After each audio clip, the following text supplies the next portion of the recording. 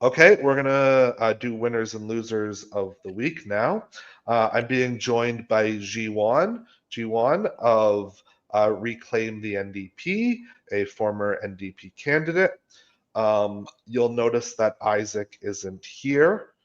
For that full explanation, please join us in the full episode out on Saturday morning, where at the top of the episode, he and I will be explaining the new direction of the show.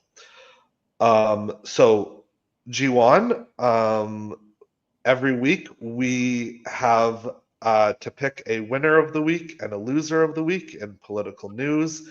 They can be relevant to what we've been talking about, or they can be completely wild out there things from across the world.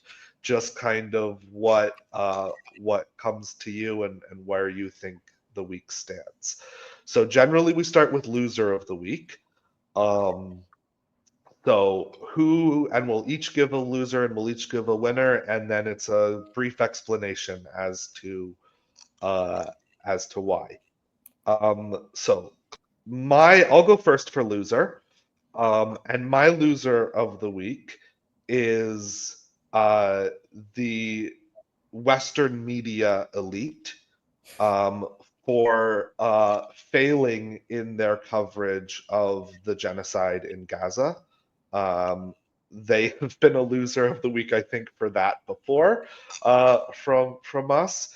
But I think this week, especially in the death of uh, of the Al Jazeera team and of Anis and all that he represented for people, that has been made even more clear that they have been completely complicit in the war crimes of Israel. The CBC, the BBC, CNN, NBC, CBS, ABC, Fox News, all of them, from all of the Western media mainstream, have been complicit in allowing this genocide to occur.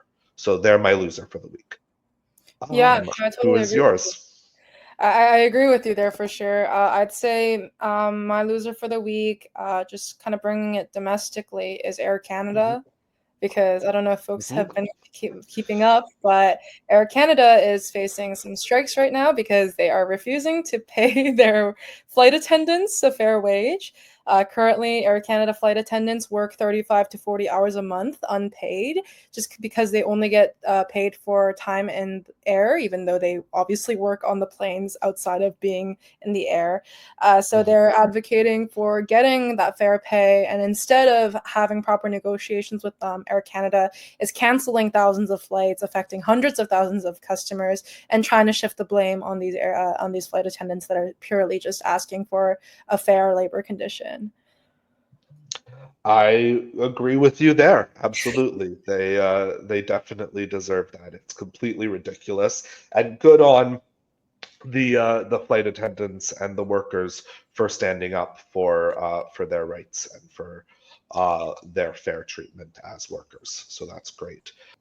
Okay, we'll move on to winners of the week now. My winner for this week is going to be, I'm torn between two, which is where I'm struggling. But it's fine. I'll go.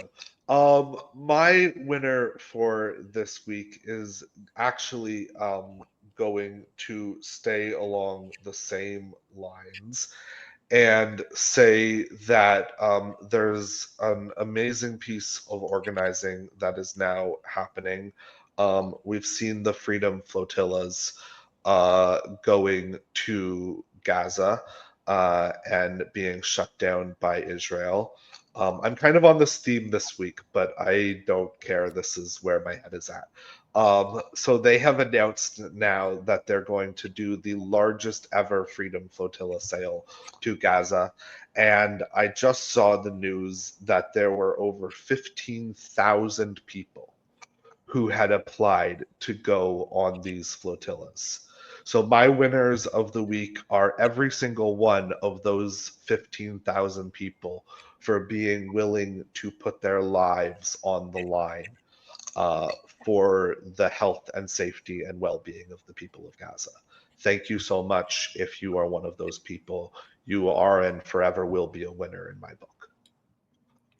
All right.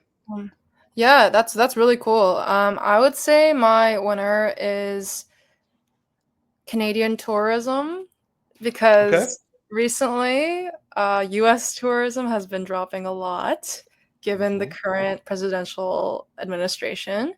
And so, my family's background is working in hospitality and tourism in Canada. And what we're seeing is a big trend of people choosing to travel to Canada instead of the States this summer. Definitely. So honestly, it's really great for our economy and great for people who are working in these hospitality sectors, right? So restaurants, hotels, entertainment, things like that. So shout out Canada for not being as bad as the US currently.